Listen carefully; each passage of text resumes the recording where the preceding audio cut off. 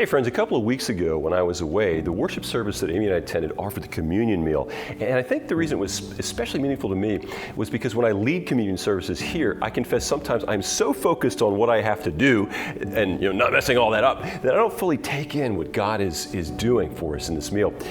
Now, it seems that in the New Testament churches, it was actually a full-blown meal they did. They take the bread and the cup as to remember Jesus' sacrificial death. That was a central part of it. But again, this took place as part of a larger, bigger meal where people, they talked, they laughed, they enjoyed fellowship with each other, maybe even had some teaching time as well.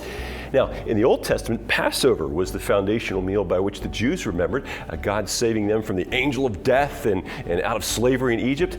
Now, in the New Testament for Christians today, though, this communion meal becomes the new symbol of how God, through the sacrificial death of Jesus, saves us from sin and death and brings us into a renewed relationship with Him as His beloved children. And I guess what so struck me about receiving communion in that church a couple of weeks ago was that it wasn't just words. Even though the pastor spoke words from Scripture, there was also something to see, to touch, to smell, to taste that really drove the message home in powerful ways. Now, the sermon, the songs, the prayers offered were also good. But even if they hadn't been, even if the preacher had a really off day and the organist was missing every other note, the communion meal would still have been this powerful, visceral, tactile reminder to us of the incredible thing Jesus has done for us to make us God's sons and daughters.